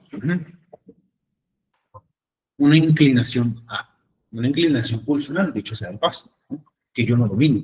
Entonces, como está más conectado con esta tendencia de retorno a lo inorgánico y aparte está peleado con la pulsión erótica, la pulsión sexual, de aferrarse a la vida, rechaza el deseo. ¿Y qué implica que rechace el deseo? Una inactividad. Una inactividad muy común en los depresivos y en los melancólicos. Una inactividad muy común en los melancólicos y en los depresivos. ¿A qué me refiero con inactividad? Literalmente, las personas que sufren depresión, luego, por ejemplo, o melancolía, dicen, no, es que ni siquiera me he bañado, no me quiero levantar de la cama, no quiero hacer nada, nada me causa placer. Lo que antes me daba satisfacción o me gustaba, ya no. O sea, no tengo apetito, no quiero hacer nada. No quiero hacer nada. Y en ese no querer hacer nada, pues obviamente se rechaza la pulsión, tanto se rechaza el deseo porque no quiere hacer nada, literalmente, o sea, no quiero hacer nada. No hay deseo que me mueva. Pero entonces creo que tampoco hay entonces deseo a no vivir tampoco, sino que solamente es, o sea, tampoco es como que deseado, sino que solamente pasa. No lo pido con pasión. Como si pidiera, Es como si pidiera agua. Inactividad sería como, yo no deseo mi placer. Exactamente. Por eso se dice que se rechaza Eros. ¿Por qué? Porque se rechaza el placer. Entonces, ya. Y con todo esto, y si ya lo conectamos con la parte del lenguaje, que es en esencia lo que justamente nos hace desear, lo que nos hace buscar a otros, lo que nos hace buscar al otro, lo que nos hace querer hacer cosas. Las personas, irónicamente, las personas con melancolía, también por eso no quieren comunicar nada. No hablan. Eso de habla entrecortado, esa nota de habla entrecortado, la rescatamos del segundo módulo. Cuando, no recuerdo si el rey Renato o sea, no me acuerdo si era la dama melancolía del rey Renato, o de este otro, ay, ¿cómo se llamaba? No me acuerdo. Bueno, pero de este otro autor también medieval, que empiezan a hacer obras de teatro con representaciones físicas de emociones. Sí, la dama melancolía, la dama melancolía. Entonces, es que no me acuerdo el nombre del este señor. Bueno, no me acuerdo del rey Renato. Pero dice, ¿qué características le vas a poner a la personificación de la melancolía? Dice, hablar entrecortado. ¿Cómo hablan los melancólicos, no? Los melancólicos no hablan con fuerza, no hablan con injundia, no hablan con tono de voz y alto, no. Hablan bajito. Porque no quieren hablar. Es que no quieren hablar.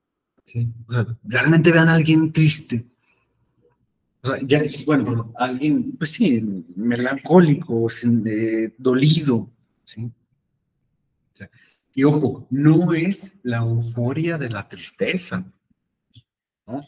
Que hay que recordar que también estos personajes que rescatamos del texto de Klivansky, o sea, es que la tristitia, ¿no? La tristeza, es euforia, o sea, es llanto así descomunal, y es son gritos, y es así, ¿no?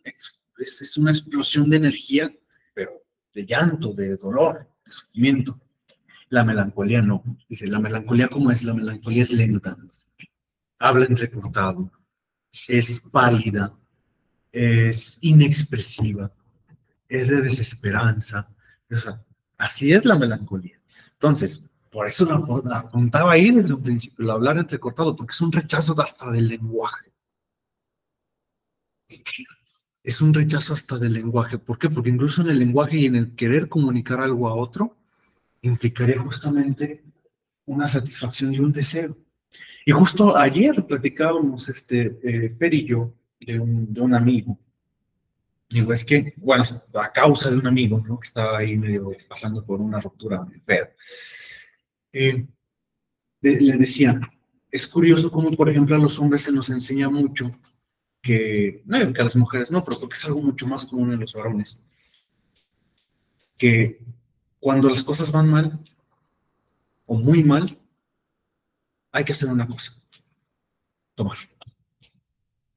Es casi una enseñanza doctrinal de vida que el hombre deprimido y triste debe alcoholizarse.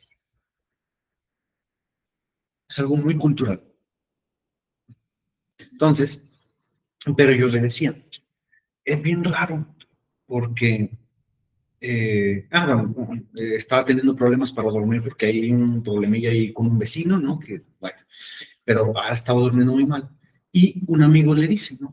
Oye, nada más que pues acuérdate que también, o sea, si tomas, o sea, a lo mejor te quedas dormido, dice, pero no vas a descansar. Dice, o sea, el alcohol evita el descanso. O sea, por eso cuando nos despertamos, o sea, nos despertamos muy fregados, ¿no? Él es el médico, ¿no? Entonces, dice, o sea, no vayas a tomar para quedarte dormido porque no vas a descansar. Ya mi amigo justamente le decía, no, dice, de hecho ya no, o sea, tengo un par de semanas, bueno, una semana, unos 10 días, 15 días, sin tomar nada, y la verdad es que quiero seguir así hasta que ya me sienta un poco mejor. ¿Por qué? Porque el alcohol me da para abajo. Le dije, es que tomar solo es sumamente deprimente. El alcoholizarse solo, abandonado, o sea, triste, abandonado, solo, alcoholizarse no es, no alivia el espíritu, vamos a decir así, no alivia el dolor, escarba. El tomar no te ayuda a sentir más. Yo creo que sí, justo, pues tú me dices eso también ayer, ¿verdad? Sí. Justo sí, o sea, el alcoholizarse como que realza la sensibilidad. Pues que quita como que resistencias, no te quita barreras, se sienten tus más. ¿Y por qué? Ajá. Porque tú en tu mundo de melancolía pues te reprimes mucho. Y cuando estás tomando, cuando ya estás pedísimo, pues es como que sueltas todo, Ujú, porque ya ni siquiera tú sabes lo que estás sintiendo. ujú. Y curiosamente, ¿por qué habría de un melancólico que se siente mal hacer algo para sentirse peor? Porque rechaza a Eros. Y con Eros, ¿qué rechaza? El placer. Rechaza el placer. Entonces, ¿y para qué? Pues, ¿por qué es esto? Pues es un juego de equivalencias, ¿no? Si no es perro, es perra. ¿Sí? Si no es la pulsión sexual que nos aferra a la vida, solo queda otra. La pulsión de muerte, que nos acerca a la inactividad y a la destrucción del propio yo, y entonces atízale el yo y martirízalo y golpéalo y maltrátalo. No por un deseo de causar lástima, no, es porque es la única opción. Si no es perro, es perro.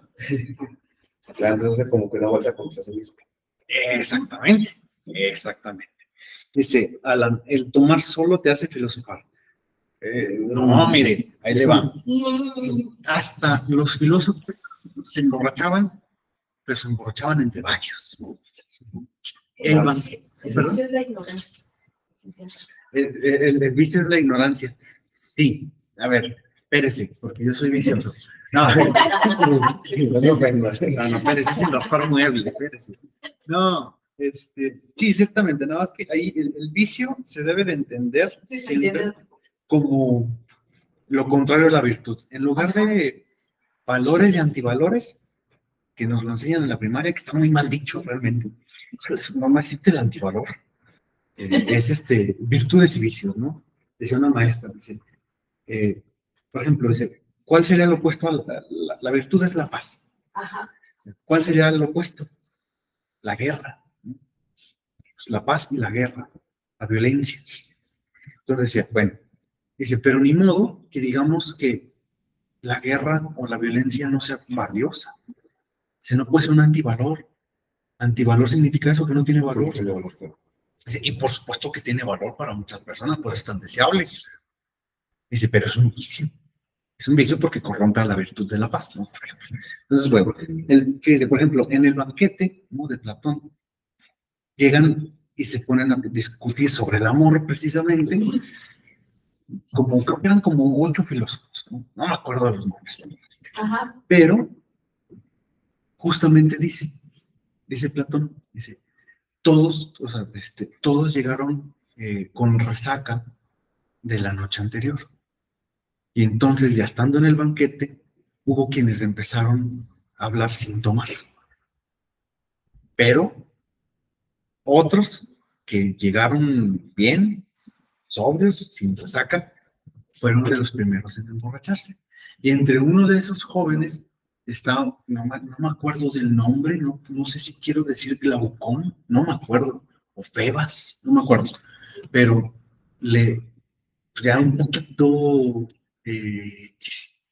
chispillo, le confiesa su amor a Sócrates.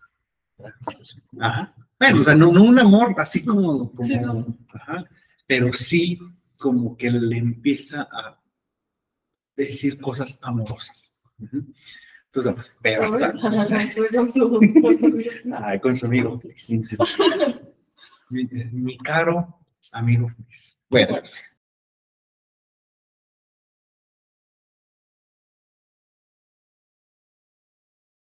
en ese dolor y en esa insatisfacción, que no se puede entender eso sin, vaya, no se puede entender sin prejuzgar o como criticar de, ay, pues nada más anda, en lugar de hacer cosas para sentirte mejor, haces cosas para sentirte peor. Es que échale ganas, es que tiene, o sea, no, es que porque no queda de otra, ¿por qué? Porque el sujeto está agarrado a esto porque rechaza completamente lo otro, que es la pulsión erótica que nos hace acercarnos al otro y que nos encierra. Entonces digamos que es como que hay una satisfacción de la insatisfacción en esa parte. O sea, como que hay una satisfacción en hacerte sentir peor en este tema. Hay como que una cierta sensación de por eso lo haces. Eso nos acercaría a una postura histérica, la insatisfacción de la satisfacción de la insatisfacción, pero creo que acá, al menos dentro de vamos haciendo, eso pudiera ser la depresión histérica. En la depresión narcisista, no. O sea, no hay una satisfacción de esa insatisfacción. O sea, no obtiene lo que quiere, pues, porque no desea sentirse mal, sino que lo único que queda es una tendencia. Tendencia a sentirse mal. Pero no es una inclinación, perdón, no es una búsqueda de sentirse mal. Habrá otras posturas en donde justamente sí haya deseo de sentirse mal. Pero ese deseo ya va a estar más que con lo de la cosa, ¿no? Va a estar con lo del objeto. Destruir al objeto, pero a causa de destruirme yo. Porque es un objeto que ya está introyectado, que ya vive dentro de mí, y entonces lo mato una y otra vez, haciéndome daño. Entonces, pero eso sería como, por eso les decía, es que a final de cuentas, tanto la melancolía como la depresión no obedecen específicamente a una estructura, sino que cada estructura va a encontrar un diferente acomodo respecto a la melancolía y la depresión, ¿no? Entonces, en el caso de la histeria, por supuesto que sí, te voy a destruir una y otra vez, pero a costa de destruirme a mí mismo. Los cortes, las autolesiones que mencionábamos en el sábado pasado, ¿no? Las autolesiones, los cortes, los daños físicos que nos hagamos, ¿no? En despecho, así tal cual. Pues, ¿qué es el despecho? Pues un deseo de destruir al otro, ¿no? De vengarse. Pero eso ya tendría que ver específicamente con el objeto, no con la cosa, que la cosa es más del narcisismo, porque el narcisismo nos remonta a una psicosis, la psicosis nos remonta a lo real que no tiene nombre, al despe. ¿Sí? Entonces, el lenguaje de las cosas mudas. Ahora sí ya, el último punto que está allí. El lenguaje de las cosas mudas lo dejamos para la próxima semana. No sé. No, el lenguaje de las cosas mudas, sí, me parece que lo retomamos eso de... ¿De dónde salió esa anotación? De con Stravinsky. No, ¿cómo se llama? Del espejo de la melancolía. Fue, ¿no? Sí, es Stravinsky.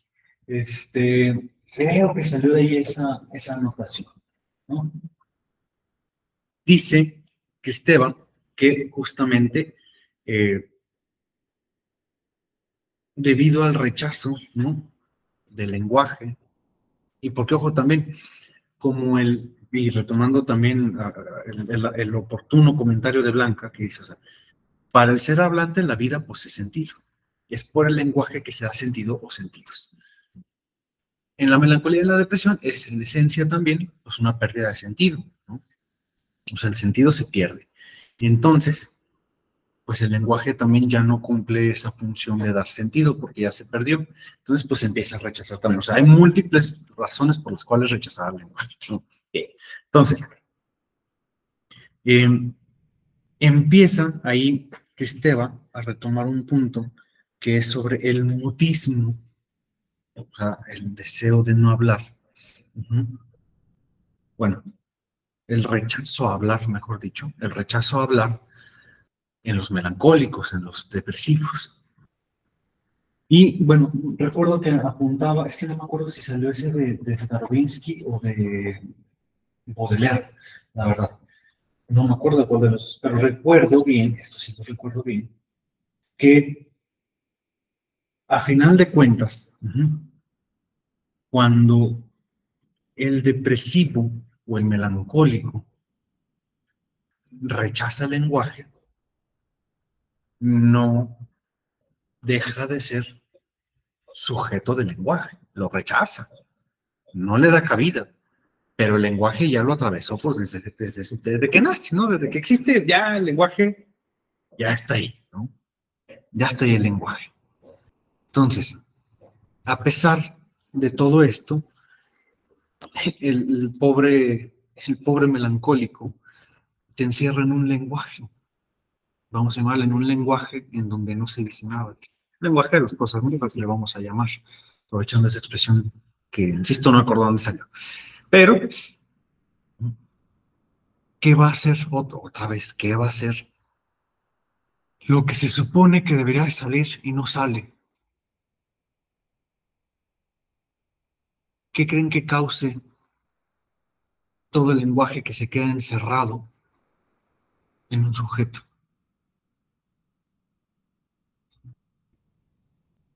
Todo ese intento de comunicación que no se le da salida. ¿Qué creen que pase? Pues puede ser como la somatización. Puede ser, que es en esencia una explosión, ¿no? en el cuerpo. ¿Qué más? ¿Qué más creen que pase? Pues es que pues, tiene que redireccionarse hacia otro lado, como que desplazarse hacia otra parte. Porque pues como no hay dónde salir, pues, o sea, como normalmente, pues que lo manda para otro lado. Es como lo que veíamos de que le pones un dedito para otro lado. Es como que algo así. Y pero como está encerrado en sí mismo, porque no deja salir el lenguaje, es para conectar con otro, pero no quiero conectar con otro, pues se regresa a sí mismo y entonces se queda encerrado en su propio lenguaje, lo cual vuelve otra vez una...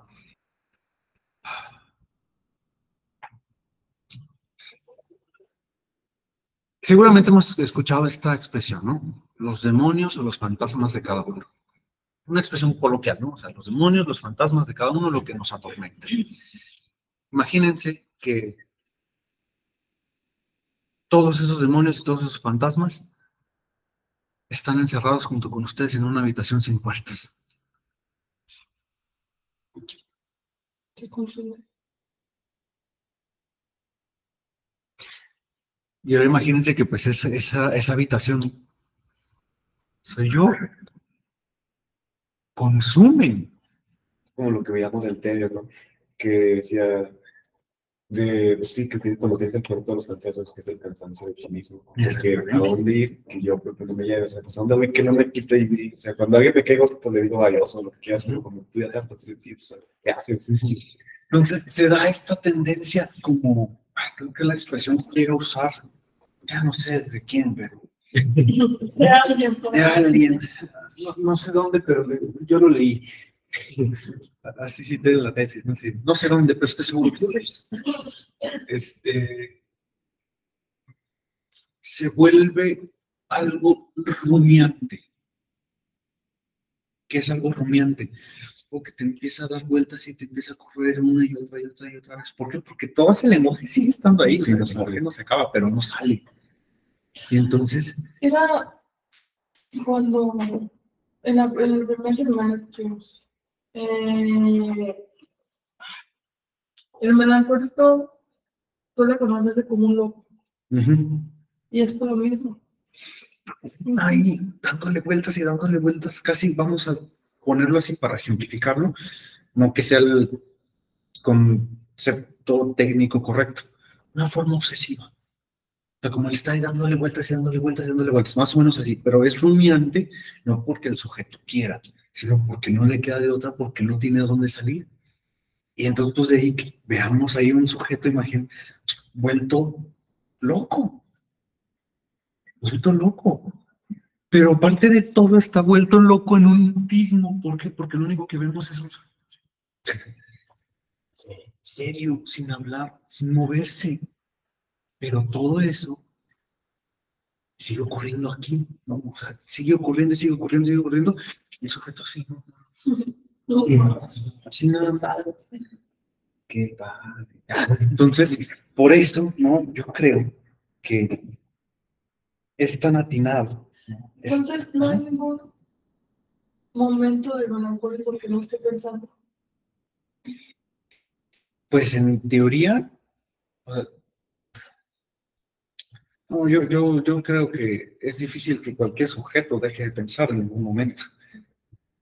Pero vamos a ponerlo así, es que solamente él y su, es él y su sufrimiento nada más. Entonces lo tiene que ver ahora sí que cara a cara constantemente. O sea, y vamos a poner, y ese sufrimiento pues es algo que se piensa, ¿no? O sea, es algo que atraviesa el pensamiento. Entonces, pues, yo diría que no. Yo diría que no hay un momento en el que el melancólico deje de pensar.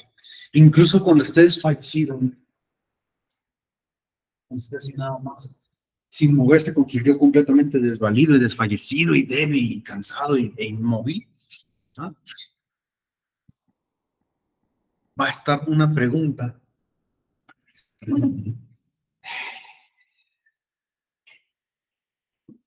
que retoma nuevamente el comentario de Blanca. ¿Por qué?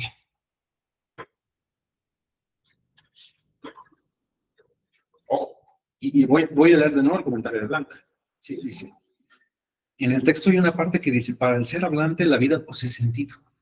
Es por el lenguaje que se da sentido o sentidos. Pero quizá ese sentido que se da es evidentemente insuficiente para sostener la existencia o la vida en la melancolía. Entonces, si es insuficiente ese sentido, solamente va a quedar esta pregunta. ¿Por qué? ¿Para qué? ¿Por qué te vas? ¿Por qué te vas? Eso que sí. Es una canción muy melancólica, ¿no? Sí, de hecho. Es en Lo oímos esencia. una semana. Así que. Pero ya, me callo. Ya estuvo, ya, pues, pero bueno. No, pero es esa la pregunta que va a rumiar en la mente del melancólico, ¿no? Pues, ¿por qué existo? ¿Para qué existo? ¿Para qué? ¿Por qué? ¿Cómo ves? La frase de acá, Ajá. el lenguaje de las cosas más, es que ahorita me acordé mucho, porque hay una película que es un poquito que háganse un favor ideal, se llama La forma de la voz. No sé si alguno la conoce. Es una película de anime, entonces, pues, La forma de la voz. La forma de la voz. A ver, ¿de qué va? Es de una chica que es muda y se comunica con una libreta. Ah, la de una voz silenciosa. Una voz silenciosa, la forma de la voz, algo así. Sí, bueno, es que luego, o sea, como que tienen un título posiblemente traducido literal Sí. y luego ya el nombre Sí, que le ponen sí, en Netflix, ¿no? Sí, ajá. Sí, esa película, wow. Pero continúe su punto. O sea, porque llega al punto de que pues, también no hay como tal lenguaje hablado y luego llega un punto de que tienen como se comunicar con la libreta. Se queda tanto que la molestaban y le toman su único modo de comunicarse y se queda sin poder hablar, bueno, sin poderse comunicar de ninguna forma porque perdió todo lo que tenía para comunicarse. Entonces eso me acordé como que el lenguaje de las cosas mudas como si fuera por esa línea, es como lo relacioné más. Y al final de cuentas, pues, por ejemplo, ¿qué pasa una vez que una persona ya no puede comunicarse con otra? O sea, pues sí, o sea, es que se pierde todo una vez que una vez que se rechaza el deseo y pues de hecho ahí pues se muere, se literalmente llega un punto de que se quiere morir, o sea, se intenta suicidar. Es como que dije, no, sí, es una película muy densa, está buenísima. es muy, muy, muy bonita esa película. Sí. Está triste, pero Está muy densa. Me gusta muy bonita. Es hermosa. Es hermosa. bueno, pues que yo tengo una atracción por las cosas tristes. Pero vaya, es que al final de cuentas deja algo precioso la película. Y por mí se me ocurre que deja algo precioso la película. Sí, muy buena película. A ver, nada más primero sí. Encuentro un último punto. Pero si no, pues ya le damos la próxima semana. Como bueno, a ver, ¿qué más? ¿Qué más hay? No sé si haya dudas, comentarios, preguntas. De la persona que decía de Sócrates, ¿no era Alcibiades? Ah, creo que sí. Creo que Es sí. que eso lo voy a buscar, pero pues todavía no encuentro concreto. Sí. No, pues que la verdad no me acuerdo. Creo que sí. No sé, tengo que leer. Sí, creo que sí. Creo que sí, Alcibiades, no me acuerdo. Yo tengo una pregunta. Sí. ¿Es su guitarra? Sí, es mi guitarra. Es mi guitarra y mi ukelele. Ok. A ver, siguiente pregunta. Supongo que no va. Su duda no solamente llega ahí, ¿verdad? Es que me dio curiosidad. Ah, ok. Dice, hay cierta belleza en la tristeza. Incluso el texto, aunque complicado, es bellísimo. No, sí, a ver. Es que Cristeva es un placer muy doloroso, la verdad. Porque, es que insisto, la lectura ¿Qué? puede quedarse en. ¿Es libro? ¿Perdón? ¿Ese libro? Sí. Creo que es mío. Es mío, pero ahí está en PDF en la carpeta. Yo, No, hombre. Aquí tenemos un sistema de seguridad que en cuanto falta un libro, todo se cierra, todo el edificio se bloquea. Sí, ya no dejamos salir a nadie hasta que aparezca el libro. Sí, ahí está en la carpeta, ¿eh? Está en la carpeta. Nada más que creo que no es el mismo traductor y la verdad no sé si haya mucha diferencia entre una traducción y otra, pero ahí está en la carpeta del Drive. Bueno, pues a ver, si no hay más comentarios, pues nos vemos el próximo sábado. Es el último. Pero, sí, nada más. El depresivo no se defiende contra la muerte, sino contra la angustia que provoca el objeto erótico. El depresivo no soporta a Eros, prefiere estar con la cosa hasta el límite del narcisismo negativo que lo conduce a la muerte. Bueno, ese Tánatos. Defendido por su pena contra Eros, pero sin defensa contra Tánatos, porque es un incondicional de la cosa. Mensajero de Tánatos, el melancólico es el cómplice testigo de la fragilidad del significante, sí, parte del lenguaje, de la precariedad del viviente. 27, la página 27. Es antecititos del punto que se llama el humor es un lenguaje, ¿sale? El humor es un lenguaje. Dice, el depresivo no se defiende contra la muerte, sino contra la angustia que provoca el objeto erótico. ¿Cuál objeto erótico? Pues el que se perdió, el que se ama. El depresivo no soporta a Eros, prefiere estar con la cosa, con esto que es identificable sin rostro, ¿sí? Hasta el límite del narcisismo negativo. Ahorita les digo que es el narcisismo negativo, ¿sí? Que lo conduce a Tánatos, a la muerte. Defendido por su pena contra Eros, pero sin defensa contra Tánatos. Si no es perro, es perra. Porque es un incondicional de la cosa. Tánatos es incondicional de la cosa, están juntos porque están en la parte de lo real, tanto la muerte como lo indecible. Mensajero de Tánatos, el melancólico es el cómplice testigo de la fragilidad del significante. ¿Por qué la fragilidad del significante? Porque pierden sentido. Es testigo de la fragilidad del sentido. Testigo de la fragilidad del sentido. Sabe de buena fuente, de testimonio, de testigo, que el sentido se rompe fácilmente. Es frágil. De la precariedad de lo viviente. ¿Vale? Lo pedí en internet de El Sótano. Me costó como 180. O sea, no... Está bien. Comprable. Sí, está comprable. Lo único que sí recuerdo, creo que todavía es así, en El Sótano, para que el envío sea gratuito, tienen que ser 450 mínimo. Si no, de ahí, no sé cuánto cobran de envío, pero si a lo mejor unos 100 pesos mínimo, pues yo creo que sí. No, costea más, conseguir más. Sí, entonces así, por ejemplo, si en algún momento, dicen, no, pues, ¿sabe qué? Pues, pues voy a pedir algo del Sótano, pues ahí se ponen de acuerdo entre, oye, pues yo voy a pedir un libro, pues no sé si alguien quiere algo así, y ya, pues, pues conviene más, ¿no? Pero sí, lo conseguí ahí, pero también está en Gandhi y en Busca Libre, o sea, no es un libro difícil de encontrar.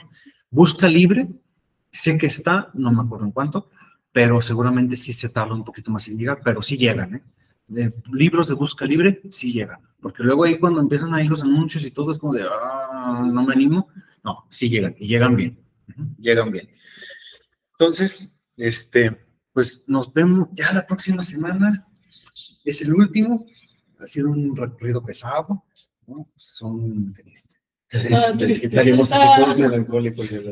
Ha sido un recorrido pesado, ¿no? El frillito yo sé que cuesta, la levantada del sábado yo sé que cuesta, pero ya la próxima semana nos despedimos con el último módulo del seminario y pues ahí les paso una lectura también igual de compleja. Así, creo que no está tan compleja, creo que no está tan compleja. Yo no le creo. Y pues bueno, ahí también nada más para los que andan manejando exceso de pago, se pongan las pilas para la próxima semana, que sería la última, y pues ya, no más, eso sí, para que vean, eso sí es triste y eso sí deprime. Las deudas y la cuesta de enero, eso sí deprime. No, no es cierto.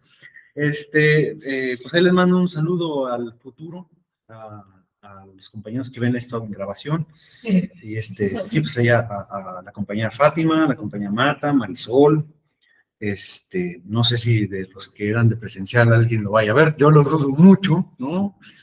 Pero pues bueno, también hay un saludo para todos ustedes, y nos vemos el último siguiente sábado, ¿sale? Vale. A ver. Sábado. Sale. Gracias, nos vemos, Alan. Ahí nos vemos el lunes.